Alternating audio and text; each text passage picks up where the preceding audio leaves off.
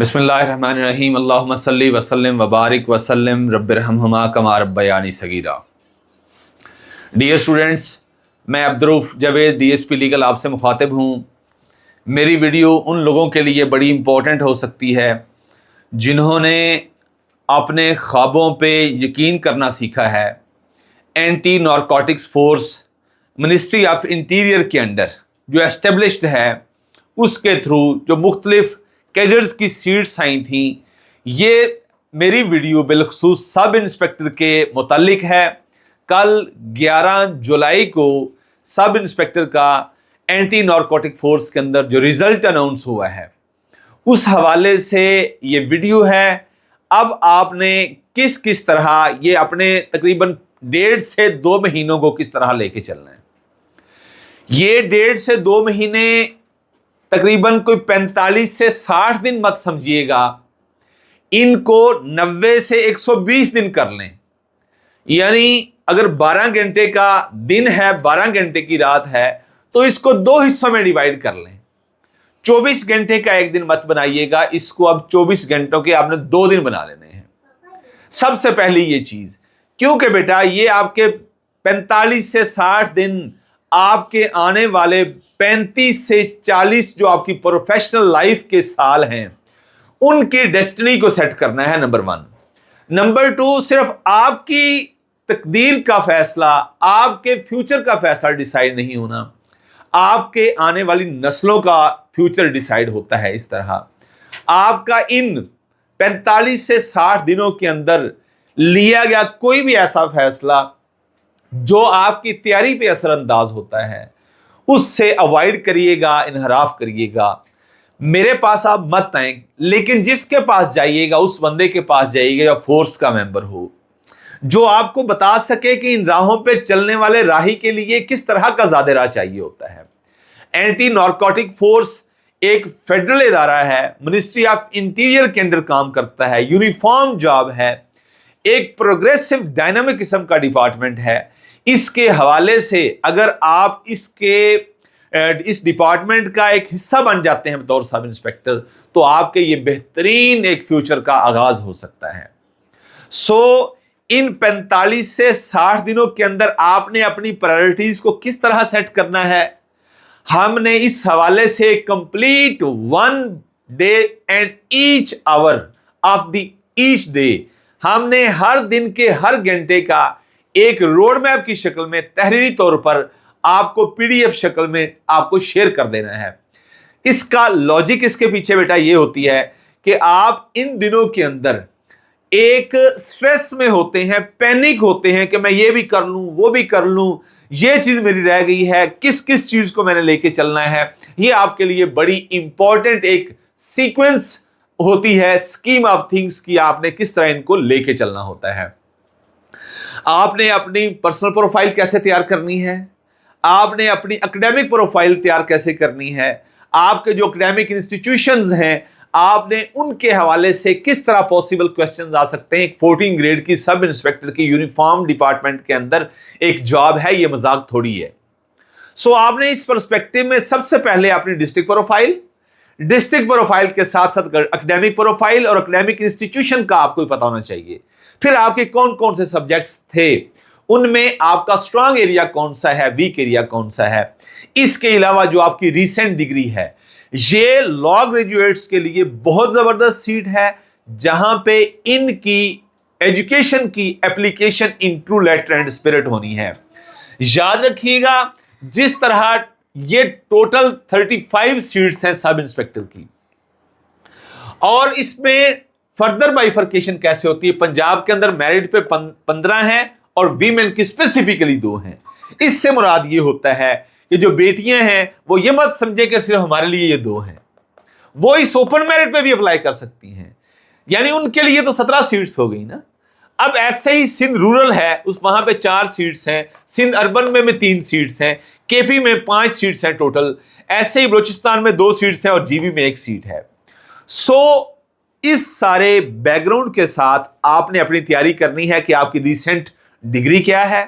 अगर लॉ है तो लॉ को आपने इस तरह तैयार करना है, आप यानी लॉ ग्रेजुएट जो है वो इसका मोस्ट सूटेबल कैंडिडेट होगा, याद रखिएगा।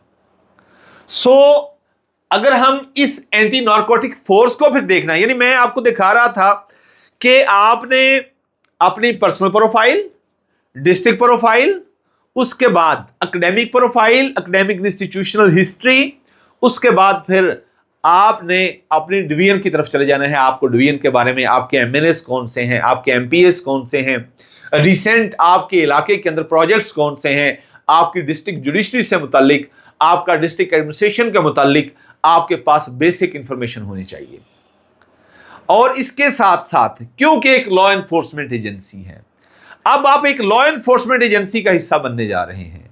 अब बहुत से ऐसे लोग जिनका एकेडमिक बैकग्राउंड लॉ नहीं है, मिसाल के तौर पर, उनसे बड़ा इंपॉर्टेंट ये एरिया है उनको जो तैयार करने वाला, कि आप एक लॉ एनफोर्समेंट एजेंसी के अंदर जा रहे हैं, आपकी वहां पे क्वालिफिकेशन की एप्लीकेशन नहीं है, तो आप क्या करेंगे?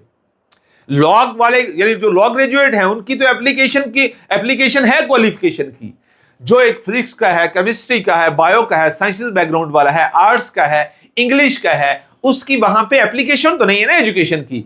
सो उनके लिए वहां पे ये सवाल आ सकता है। तो आपने इस डेलिकेट एरिया को एक रीजनेबल तरीके से किस तरह रेस्पॉन्ड करना है, ये तमाम चीजें, और फिर जिस डिपार्टमेंट का आप हिस्सा बनने जा रहे हैं उस हवाले से डिटेल्स आपको बताता चलूं। Anti narcotics force ministry of interior के अंदर काम करता है। ये नारकोटिक्स को कंट्रोल करना वफाक लेवल पे और सूबों के अंदर भी, अब जिस तरह पंजाब नारकोटिक्स कंट्रोल भी फोर्स बन गई है, अब इसके बनाने की क्या जरूरत थी? क्या पहले एंटी नारकोटिक फोर्स जो एक मिनिस्ट्री ऑफ इंटीरियर के अंदर काम कर रही, क्या वो प्रॉपर काम नहीं कर रही थी?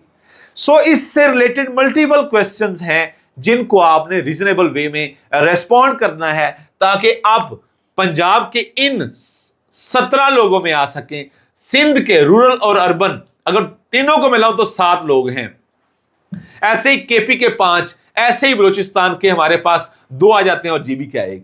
यानी आपने अपने पोटेंशियल को इस तरह मटेरियलाइज और चैनलाइज करना है कि जो पॉसिबल क्वेश्चंस हो सकते हैं आप उसको तहरीर शक्ल में लेके आएं। वो आपकी जात के मुतालिक हो, आपके तालीमी बैकग्राउंड से मुतालिक हो, आपकी डिस्ट्रिक्ट प्रोफाइल से मुतालिक हो, आपकी डिवीजन प्रोफाइल से मुतालिक हो, यूनियन काउंसिल तक हम आपको लेके आते हैं।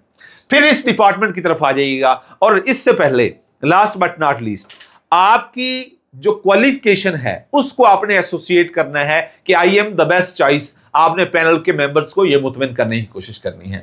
उसके अलावा इस एंटी नारकोटिक्स फोर्स जो मिनिस्ट्री ऑफ इंटीरियर के अंदर काम कर रही है और जो न्यूली एस्टेब्लिश्ड है पंजाब नारकोटिक्स फोर्स, वो किस तरह अब पैरेलल काम करेंगी, क्या जरूरत पेश आई, ये सारा कुछ हुआ। ये सारी चीजें कंट्रोल ऑफ नारकोटिक्स, उसके बाद स्मगलिंग, इंटरनेशनल नारकोटिक्स के जो नेटवर्किंग है, फिर इसका जो बैकग्राउंड 1957 से शुरू होता है, जो हमारा सबसे पहले ओपीएम एक्ट आता है, उसके बाद फिर पाकिस्तान नारकोटिक्स कंट्रोल बोर्ड 1977 में एस्टेब्लिश होता है, और जो आज एंटी नारकोटिक्स फोर्स डिपार्टमेंट जो हमारे सामने मंजरनामा अपना पेश करता है, इसकी वजह तस्मिया जब हम ढूंढते हैं तो हमें 1995 में एंटी नारकोटिक्स फोर्स एक्ट नजर आता है जो इसको इस शक्ल में एस्टेब्लिश करता है।